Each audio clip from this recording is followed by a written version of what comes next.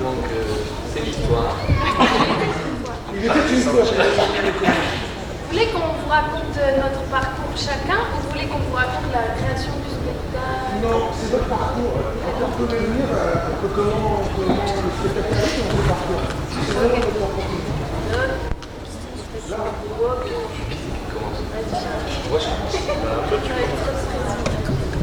Donc, moi je suis comédien et musicien à la base. Alors, j'ai fait un lycée scientifique, j'ai grandi en Lozère, c'est important. Et après je suis parti faire des universités, j'ai fait une licence de musicologie. Et après j'en avais marre de la théorie, donc j'ai voulu faire de la pratique. Et je me suis dit, je vais rentrer au conservatoire. Je suis rentré au conservatoire de guitare classique. Donc j'ai passé mon diplôme de guitare classique. Et entre-temps, j'ai fait plein de pièces de théâtre dans lesquelles j'étais comédien, mais j'ai accompagné aussi, toujours avec la musique, toujours avec la guitare. J'étais et comédien et musicien. Et j'ai toujours eu ce rapport-là de chercher un petit peu comment intégrer la musique dans un spectacle vivant, quoi. Que ça soit pas juste quelque chose d'enregistré, mais qu'on la joue en live, et comment on passe quand on joue un instrument où on est vraiment caché derrière son instrument et presque on perd son personnage, à comment essayer de le garder et de l'intégrer dans une histoire, quoi. C'est un peu ça qui est le fil rouge de mon parcours.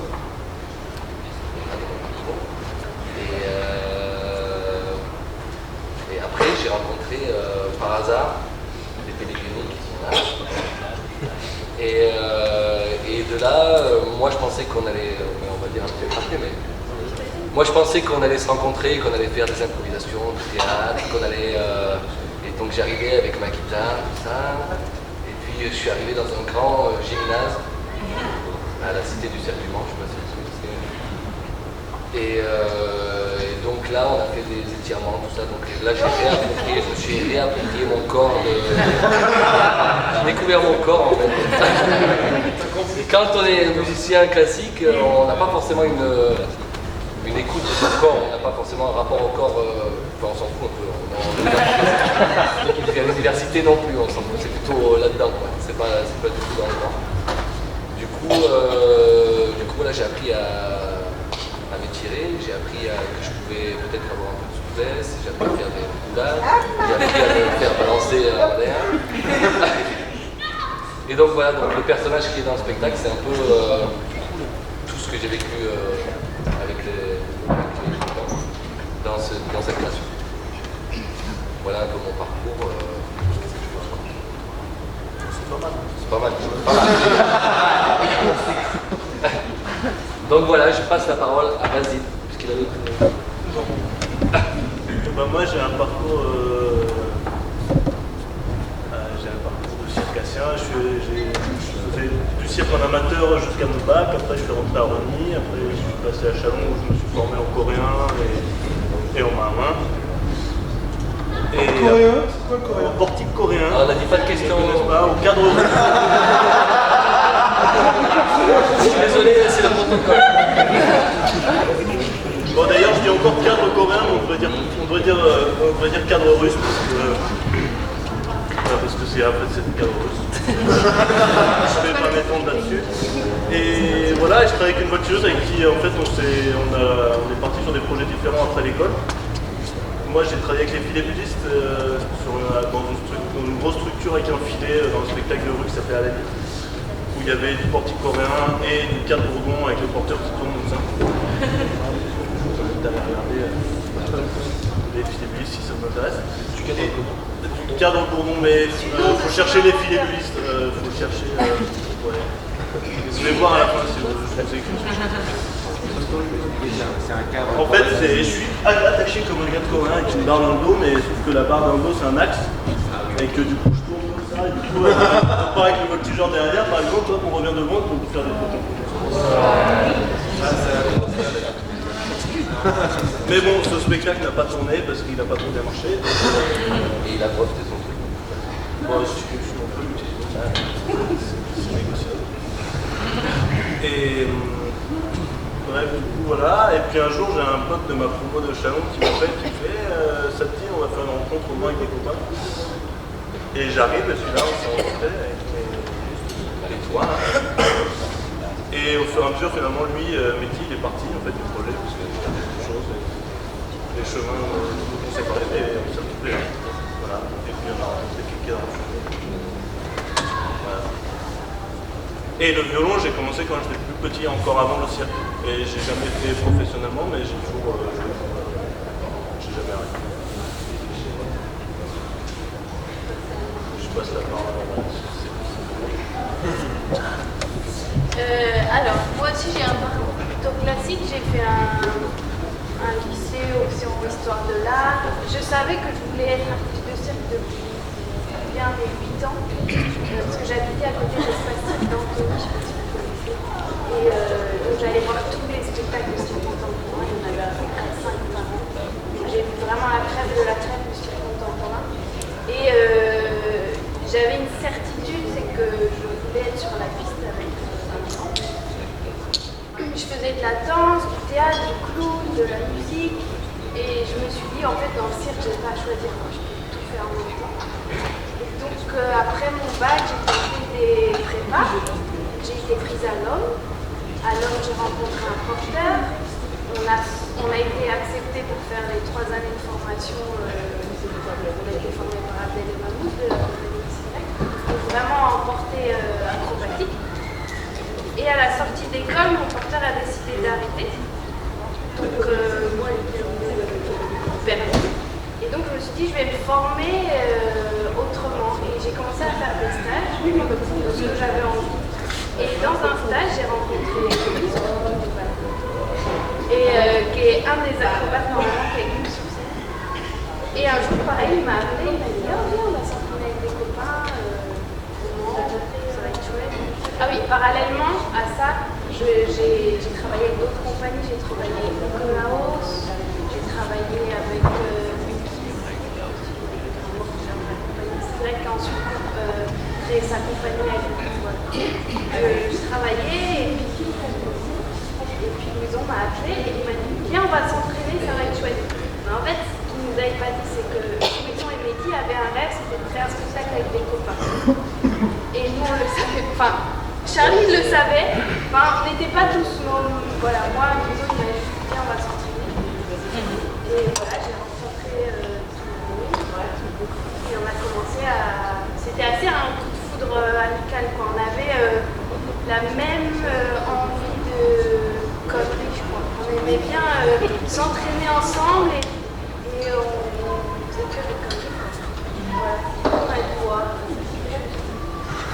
Grosse connerie. C'est une très grosse connerie.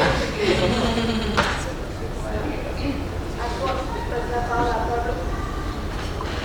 Bonjour, Pablo. Excuse.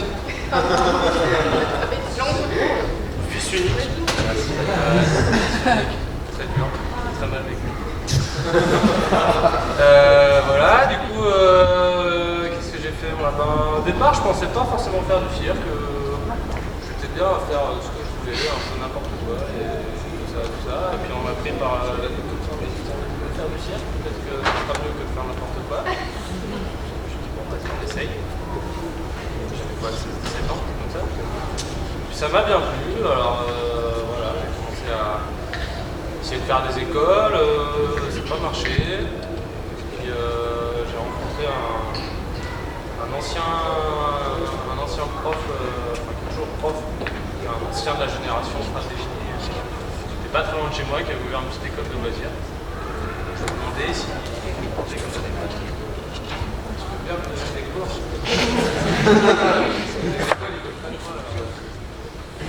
Il m'a dit ok, pas de problème, donc voilà, je travaillais avec lui tous les matins, on était tous les deux sur la piste là qui faisait sauter, nous avons tous les matins. Voilà, c'était super enrichissant d'avoir cette relation avec c'était vraiment un maître pour moi, surtout dans ce moment-là où j'avais besoin de quelqu'un qui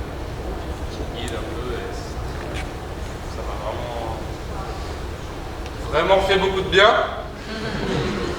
Beaucoup de bien, et puis voilà, on a eu une relation super importante, et voilà, on est encore amis très proches, on se voit régulièrement. Genre, on m'a demandé de parler.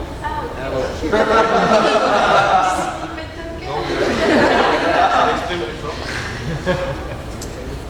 Et voilà, et je suis sorti de là, j'avais déjà un autre copain avec qui on avait un peu fait des acrobaties dans l'herbe, à l'arrache, et tout ça.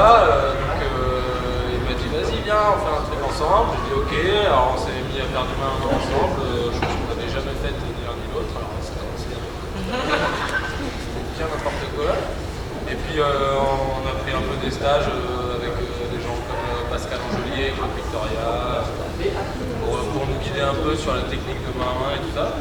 Et donc voilà, on a travaillé avec ça, parce que les petits trucs qu'on nous donnait, on avait de quoi bosser pendant 6 mois, donc c'était fin. Et voilà, petit à petit, on s'est formé comme ça sur le tas, en faisant des bureaux, des cabarets, des déambulations de la rue, on a acheté un petit chapiteau, on a appris ce que c'était d'un chapiteau, monter un chapiteau, planter des pins, c'était mal, la route, tout ça. Et puis, de fil en aiguille, j'ai rencontré le petit cirque, Kéké, Louison, qui s'était blessé et que du coup, j'ai dû remplacer sur le spectacle avant, qui s'appelle Irisine, un très beau spectacle. Et voilà, j'ai rencontré toute l'équipe comme ça, on a fini la tournée ensemble, ça a duré presque 2 ans je crois, comme ça. Avec moi 2 ans, ouais. Et pendant que je remplaçais Louison, il se trouvait que par hasard, j'étais à la Cité du Mans avec eux, et puis ces loustiques là à côté, là, ils ont débarqué pour faire un truc, moi j'étais même pas au courant. Et puis voilà, ils commençaient à travailler ensemble, et je me rappelle bien, ils s'étaient rencontrés comme ça, ils étaient en train de faire une réunion. Moi j'étais dans mon coin à faire des conneries. Puis ils sont retournés, ils m'ont dit bah, tu veux venir avec nous?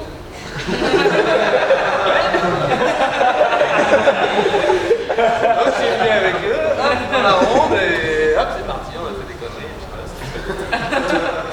ça a duré un bon moment, et voilà, les dodos sont arrivés. Le petit cirque, le partenariat, le chapiteau, tout ça, voilà, c'est une super belle aventure qui n'est pas encore finie. Il y a encore plein d'avenir, j'espère. Et voilà, nous voilà à Amiens en train de discuter avec vous.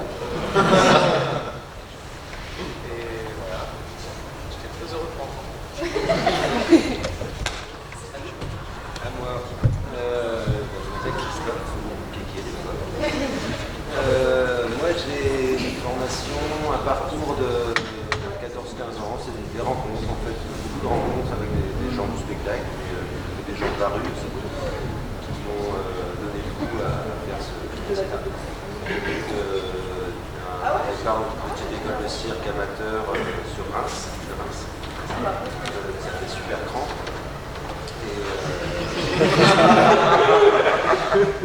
Et de cette école-là, super grand. Et de cette école-là, 2 nouvelles rencontres avec des comédiens de théâtre, des gens qui se mettaient un peu au cirque aussi. Et du coup, on s'est retrouvés à 4 copains à monter une petite compagnie qui s'appelle Pétardos.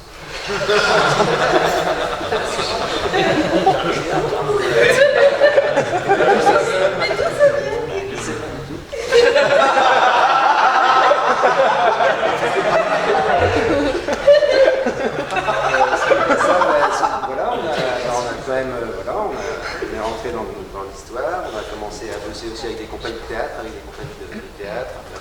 spectacle en rue, spectacle un peu juste au Boal, c'est-à-dire en intervention directe dans des trains, dans des gares et tout ça, en mélangeant le cirque aussi.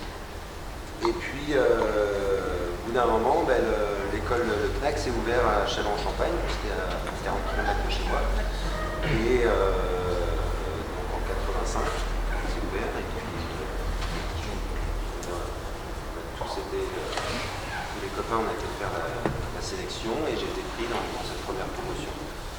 pour 4 ans et demi à Châlons-en-Champagne. Voilà, moi j'étais rentré plus pour faire de l'art dramatique, du clown, du jonglage. Et puis au bout d'un moment, mais il cherchait un porteur pour faire de la perche aérienne. Alors, c'est un truc, ouais, c'est une sorte de perche qui est suspendue, puis tu es attaché par un pied, puis tu portes des gens comme ça. Ça fait super mal, pas grave, il n'y a pas grand chose à faire. Donc, et après, ils ont cherché, on a commencé à travailler au cadre fixe. C'est un cadre, c'est un grand rectangle suspendu une barre au-dessus des genoux, une barre au-dessus des pieds, on est en dessous, puis voilà, il y a un voltigeur dans les mains, qui se balance en dessous. On était à 4 personnes, 2 porteurs et 2 voltigeurs. Et dans la même année, il y avait du trapèze volant aussi à Châlons. Le porteur a arrêté, il m'a dit bien porté au trapèze volant. Du coup, je me suis mis au trapèze volant, à porter au trapèze volant. Et j'ai fait toute la fin de ces 4 ans et demi, essentiellement au trapèze volant, mais avec, en tout cas au CNAC, sur cette première promotion, on avait minimum 10 heures d'art dramatique par semaine. C'était des profs de l'école Lecoq qui venaient, 10 heures, voire 12, 15 heures, parce qu'il y avait des commandes à faire. Et c'était une école à ce moment-là où on rentrait à 8 heures du matin et on finissait à 10 heures, 11 heures le soir. Le gardien fait nous virer parce qu'il fallait aller se coucher. Donc on avait vraiment, et on était, bon, la première année on était sur une promotion, mais au bout de 4 ans on était quand même 4 promotions de 20 personnes, juste dans le cirque. Au début il n'y avait que le cirque, c'est maintenant au CNAC, c'est énorme. Et, voilà, on était à 60-80 personnes, donc c'était bien chargé, beaucoup de rencontres. Voilà. Et c'était aussi une période aussi où il y avait beaucoup de mélange, en tout cas entre des profs qui venaient de la gym, mais aussi des profs qui venaient du cirque traditionnel et de la danse classique. Donc il y avait un mélange d'enseignement très intéressant, mais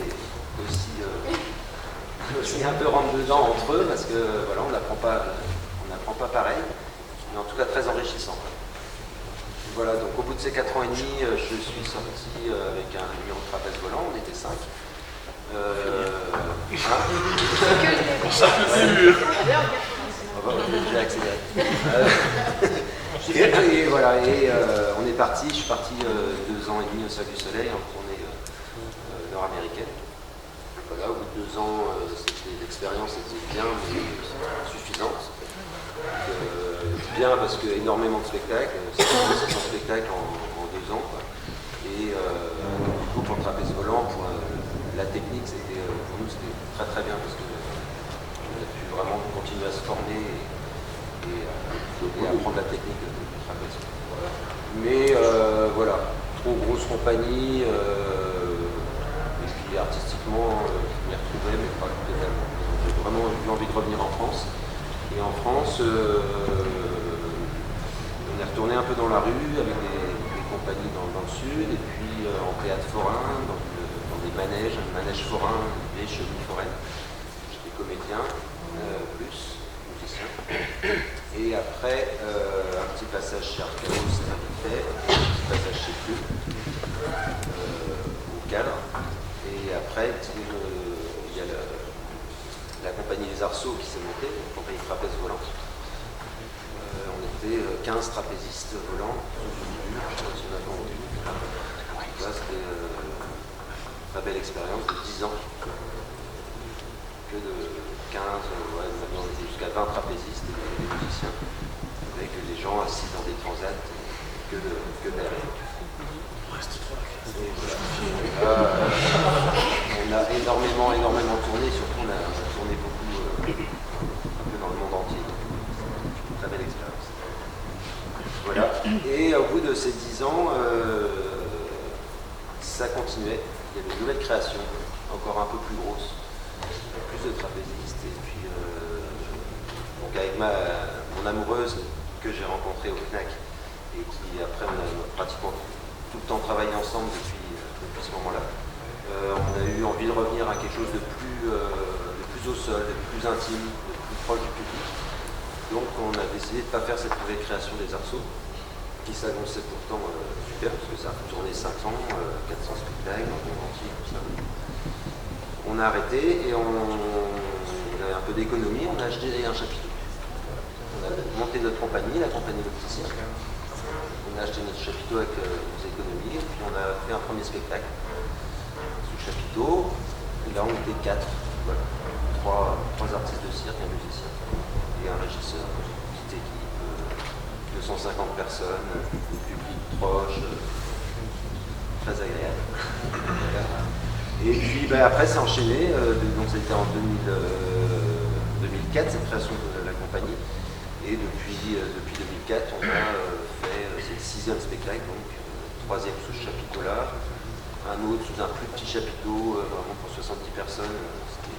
Que 2, ça s'appelait 2 le spectacle, on était que 2. Et une création qui tourne encore, donc avec Daniel, je co-dirige la compagnie. Un spectacle qui s'appelle Eden, un spectacle de film, un duo film. On joue en salle ou en installation. Et puis, voilà, il y a 3 ans,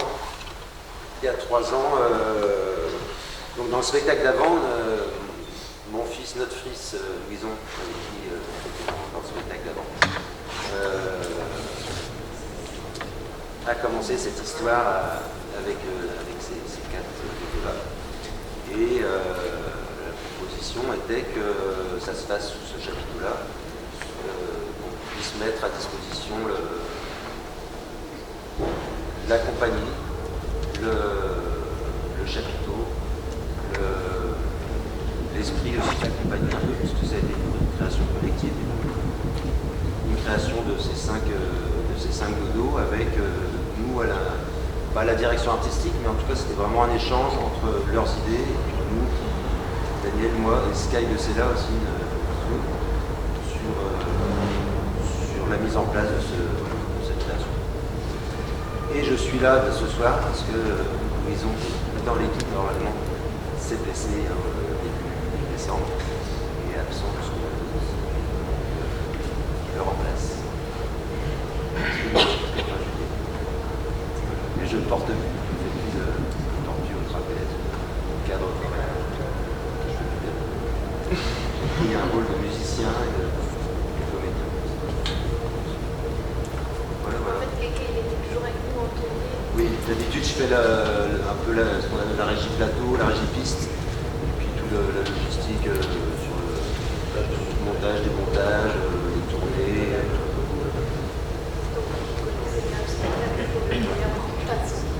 Heureusement qu'il y avait Kéké. Ouais. Voilà.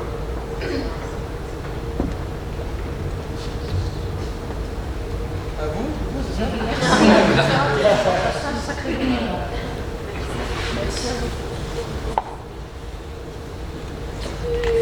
Vous voulez qu'on parle de la création de ce spectacle? Vous avez des questions? Ouais, si vous avez des questions, Vous voulez aller vous coucher? Et du coup, alors la compagnie Petit Cirque, en fait, c'est plus lancé, mais après, vous êtes arrivé avec ce projet-là. Vous n'avez pas fait des autres projets avant, c'est ça? Ouais, en fait, non, on ouais. était, les autres projets d'avant, c'était vraiment l'idée de Kéké et Daniel. Avec d'autres aussi, Avec d'autres c'était jamais les mêmes sur toutes les créations, ça n'a jamais été les mêmes. Il y a toujours Daniel et moi, on l'accompagne, et il y a des artistes, chaque création était différente. Mais Sous chaque, l'idée, Daniel et Kéké étaient toujours sur voilà. Et en fait, quand nous, on a commencé notre nuit, on rêvait vraiment du chapiteau, la philosophie, la vie du chapiteau. Et en fait, en parlant avec Kéké et Daniel, on a trouvé ce compagnonnage. C'était vraiment l'idée de eux, ils pouvaient nous aider, on faisait une création collective et il y avait un spectacle qui naissait encore sous cette compagnie et nous, on pouvait profiter du chapiteau, de la renommée de la compagnie pour des jeunes artistes comme nous qui n'avaient pas de sous, commission, tout ça, c'était un vrai tremplin et un vrai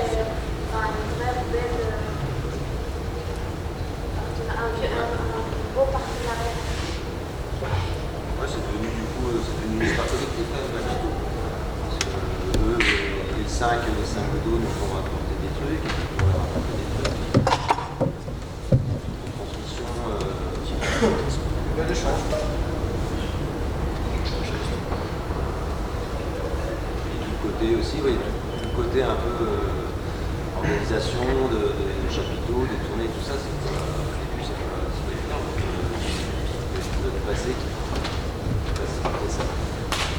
L'intervention même de Maël, du régisseur, quoi, voilà, qui tournait avec nous avant, et qui a pu continuer là. De l'administratrice qui travaille dans ce cirque, Marie-Mouche, qui fait toute l'organisation, une partie de l'organisation des tournées, les contrats, les trucs, plus la personne qui gère la diffusion aussi du spectacle, qui vend le spectacle. Ça fait toute une équipe que nous on n'avait pas à chercher, qu'on n'avait pas à trouver des gens à pas payer, puis on était contents de travailler ensemble aussi, de retravailler ensemble pour un peu tout ça, et puis on était contents de les rencontrer. C'était combien de temps ce spectacle-là du coup? Il est sorti en novembre 2017, donc ça fait un peu plus d'un an. C'était la 51e, je crois. C'est ça. Ouais. Guitare, vous en aviez déjà en grande quantité compagnie parce que c'était un délire d'avant ou ça a été fait pour les dodos? Quand on a commencé à faire des conneries, évidemment, on avait envie de faire des conneries avec la guitare de Charlie. Très cher, et puis voilà. Et on avait interdiction de toucher, donc nous on avait encore plus envie d'y aller. Toujours pas trop droit de toucher. Ouais, c'est encore un peu. Et du coup, on s'est dit que là, il y avait des choses à trouver, et donc on a cherché autour de nous, on a demandé à des copains qui avaient des guitares un peu pourries, qui étaient dans un coin de maison. Magasin de musique, on allait faire le tour des magasins de musique dans chaque ville où on allait. On a récupéré une quinzaine de guitares comme ça qu'on a réparées à la colle à bois et au serre-moins. Un an à récupérer tout ça, et puis on s'est dit qu'ils nous en fallait plein. Jusqu'à ce qu'au milieu de la création, ouais, c'est ça, on se dise ah mais en fait on veut pas non mais il nous faut tas de guitares. Ah, on va faire un tas de guitares avec 100 guitares. C'est n'importe quoi. Et là on s'est dit on est dans la merde parce que 1 an pour 15 guitares, on va jamais arriver. On a appelé une usine fabrication de guitares qui avait des guitares qui avaient des défauts, quoi, qui jetaient, qui brûlaient, qui nous ont filé pour pas grand chose. Qui nous les revendent. Et voilà, Un filon de guitare à défaut. On a essayé beaucoup. Ouais. Bah, pendant la création, au début, on en cassait beaucoup parce qu'on ne savait pas vraiment les endroits vraiment bien solides et tout. On a cassé pas mal. Selon comment elles tombent, en fait, soit elles se cassent direct, soit elles tombent et elles sont nickel. Du coup, au fur et à mesure, on a appris aussi à s'en servir et maintenant, on en casse plus beaucoup. On sait des moments dangereux, du coup, on met toujours la fracasse au moment dangereux et on la répare toujours. Puis on en a beaucoup recollé aussi. On en a plein. Mais on en a racheté quelques. On a racheté, ouais. Donc, Mais il y a un moment, tous les soirs pendant la création, c'était qui c'est qui recolle les guitares.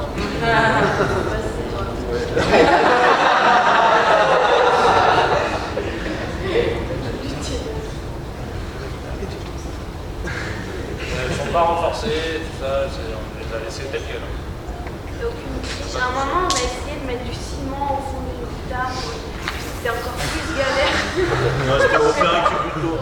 Il y a plein de choses qu'on n'a pas, que vous voyez pas. Ouais, dans la guitare. On a trouvé plein de trucs super qu'on n'a pas gardé. On avait 3 heures de spectacle, on s'est dit bon, il va falloir faire quelque chose.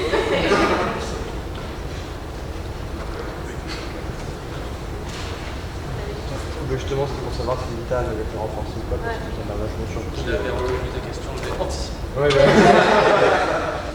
Ouais. Ah, c'est costaud une guitare. On a appris, en cassant boucan, du coup, on a appris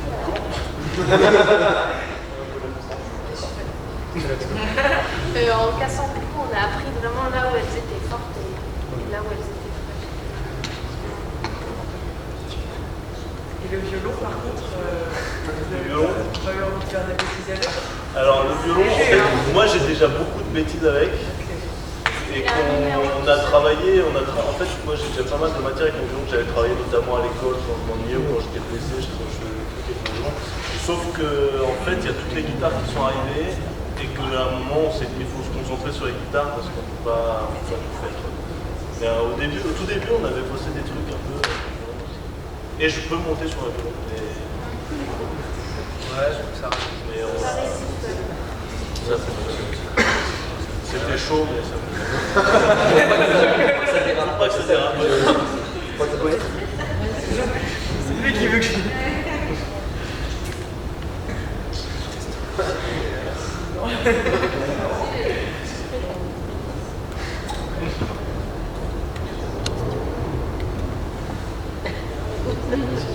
On va vous laisser leur poser encore une question. Attends, redis parce qu'on n'a pas entendu Kevin. Alors, est-ce que c'est écrit ou pas? Est-ce qu'il y a de l'impro, tu veux dire? Bah, s'il y a un pépin, ouais, en général, là, je crois que ça allait, là. Bah, en musique, si, en fait, il y a des parties de musique qui sont improvisées, notamment toute la partie où Alice elle est toute seule au milieu des guitares. Je fais la musique là, il y a une grosse partie de cette musique qui est improvisée au violon. Il y a des jours où ça s'entend, il y a des jours où ça s'entend pas. Et c'est tout. Le jeu de Charlie, il est toujours à peu près aléatoire. Selon comment il est en forme. Non, mais c'est toujours drôle, Charlie. Et des fois, t'es encore plus drôle. Vous n'avez pas parlé de ça. Non, je dis aléatoire. Il y a une part de Il y a des spontanéité. choses qui sont plus ou moins éphémères, quoi, qui sont plus ou moins, je sais pas comment dire, pas éphémères, mais un peu comme si c'était sur le bord d'un précipice, quoi. Des fois ça tombe pas, et que du coup, il y a plusieurs pistes, même si ça va être compliqué. Même s'il y a une sorte de fil rouge qui est assez écrit, il y a toujours des accidents en fait. Et des mini-moments. Et c'est ces accidents aussi qui sont hyper intéressants pour nous, parce que tout ce spectacle-là, c'est comment rebondir sur l'échec et comment faire de nos maladresses supprimer en fait nos maladresses. Par exemple, typiquement, la robe d'Alice que je lui resserre en brassière là, en fait à la base on avait une autre robe qui était misée en coulisses que j'allais chercher, et un jour je vais dans les coulisses, j'ai oublié de la miser, je la trouve pas. Je vais à la penderie voir si elle est là, je la trouve pas. En fait Alice elle l'a laissée dans sa caravane et moi j'avais oublié de la miser. Et du coup je suis arrivé, je savais pas quoi faire, j'ai vu la robe, j'ai chopé la robe, je me suis dit je vais lui en mettre, j'ai pas réussi, ok, et j'ai fait ça, et on a gardé ça parce que ça fonctionnait mieux que ce qu'on avait avant. Il y a toujours des petits moments. Ouais, c'est ça, on a toujours des... Par exemple, le moment aussi domino, là, des guitares qui tombent. Normalement, donc, nous, notre option numéro 1, c'est que ce soit le cadre qui fasse tomber les guitares. Et des fois, comme ce soir, des fois, ça marche pas. Du coup, là, on a une option 2, voire une option 3. Voire une option 4. Parce que des fois, ça tombe, la moitié. La moitié. Des fois, il y a une guitare qui tombe. Des fois, c'est moi qui dois les faire tomber, mais ça tombe pas du bon côté. Il y a plein d'options dans cette option. C'est un peu le bordel. Donc tout est super écrit, mais on est toujours en train d'improviser. Il y a toujours plein d'options. C'est ça qui est bien aussi, quoi. Comme ça, tu rebondis toujours, tu t'en mets pas. Enfin, c'est du spectacle vivant, quoi. Pas... Ce qui est pas mal pour nous, ce qui est très agréable, c'est que comme ce spectacle est écrit à travers plein d'accidents que nous, on a choisis, quand il arrive vraiment des accidents que nous, on n'a pas choisis, on joue avec, et en fait, le public ne sait jamais ce qui est choisi ou pas. Notamment, enfin, moi, j'adore raconter cette histoire, mais Charlie, un jour, il s'est vraiment pris une guitare. Moi, je me pissais dessus dans les coulisses tellement il a super bien réagi, alors qu'il s'est dit, je vais tomber dans les pommes, il ne pouvait plus rien. Mais... Et les gens, à la fin, disaient, oh, le coup de la guitare dans la tête.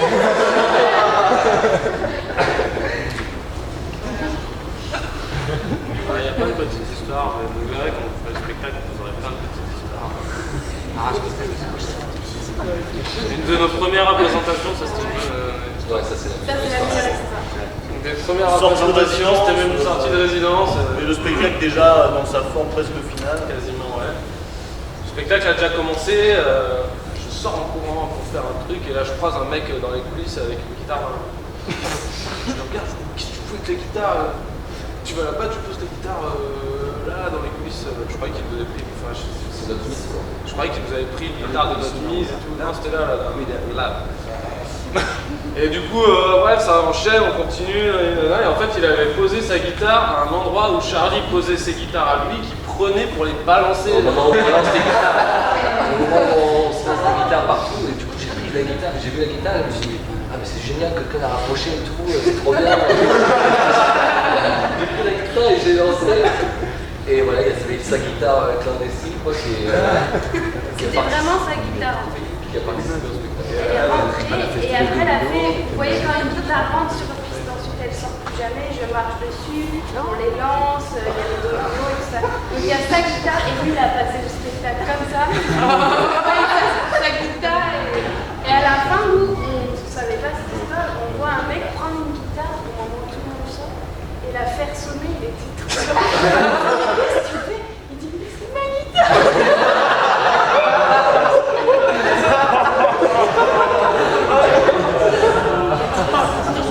Ça, c'était rigolo. C'est bien. Une question. Ouais, vas-y.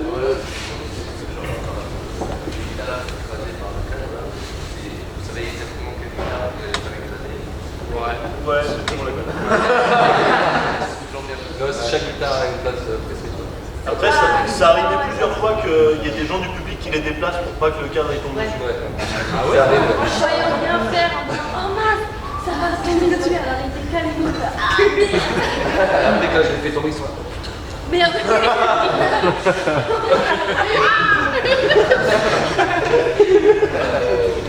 Non mais en tout cas, chaque guitare a sa place dans le spectacle. Il y a vraiment aucune guitare qui arrive au hasard. C'est exactement. Sur piste, en tout, il y en a 56.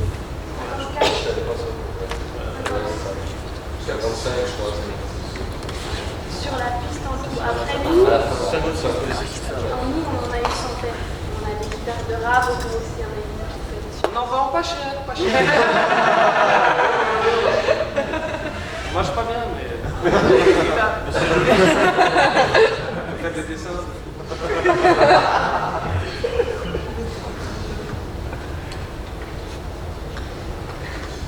Et pourquoi du coup le titre Les Dodos? allez, c'est toi qui as son tous. C'est ça, c'est ma question. En fait, donc quand on a commencé à être beaucoup ensemble et à faire beaucoup de conneries, on se rendait compte qu'en fait, nous, on voulait travailler un peu sur les accidents, la maladresse et tout ce qui est un peu raté, la naïveté, voilà. Et en fait, du coup, on a trouvé ça rigolo de prendre comme emblème le dodo, qui est un animal qui a disparu, parce qu'il était gros, maladroit, très naïf, donc il s'est fait bouffer par les hommes, et l'homme n'existe plus du tout, voilà, il a été exterminé. Et donc on trouvait ça rigolo de prendre cet emblème-là, un peu comme une philosophie de vie. Et du coup, on s'est autoproclamé dodo entre nous pour les mails quand on commençait à c'était le nom de notre groupe quoi. Et quand il faut remplir des dossiers pour les programmateurs et que en fait t'as même pas de spectacle encore mais il faut dire des choses, vendre et tout ça. C'est hyper rose. C'est hyper chiant. Et du coup on avait mis les dodos titre provisoire parce qu'on n'avait rien d'autre quoi. Et en fait, ça a vachement marché. Les programmateurs, ils nous avaient vraiment repérés. Oui, voilà. Sauf que les programmateurs nous avaient vachement repérés. En fait, ça rentrait vachement bien dans leur tête. Ils associaient vachement bien ça à notre groupe. Et voilà. Et nous, on s'est dit non, mais on ne peut pas donner ça comme titre à un spectacle. C'est pourri. Donc on a cherché d'autres titres. Et en fait, on a jamais trouvé. Si, on en a trouvé On n'était jamais d'accord. cinquantaine, mais on s'est jamais mis d'accord. Il y avait des blagues, il y avait des jeux de mots. Non, oui, il avait des Non, super. au final,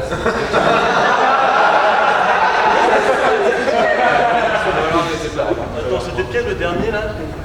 la théorie du décor. Vous aurez plus ça. C'est une vraie théorie.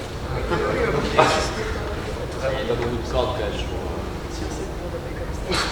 beaucoup de choses là. Il y a la guitare. Il y a la guitare. Ah oui, oh, t'es trop si cassé.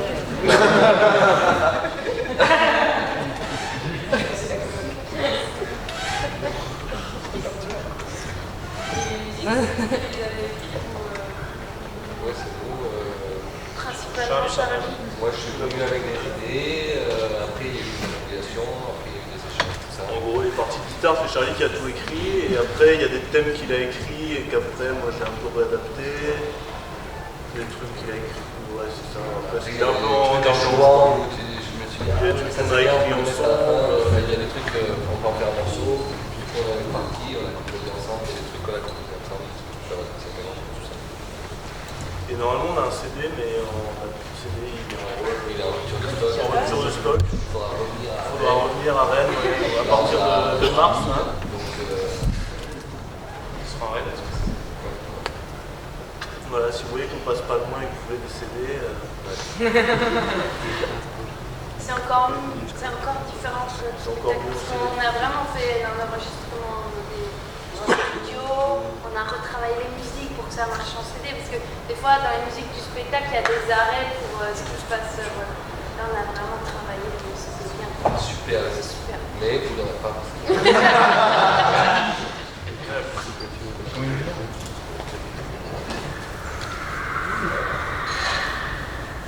En ligne.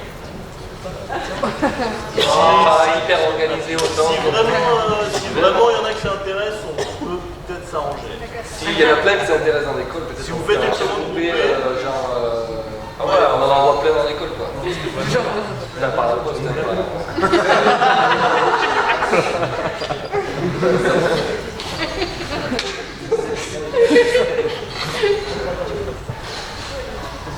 On va vraiment vous laisser vous reposer.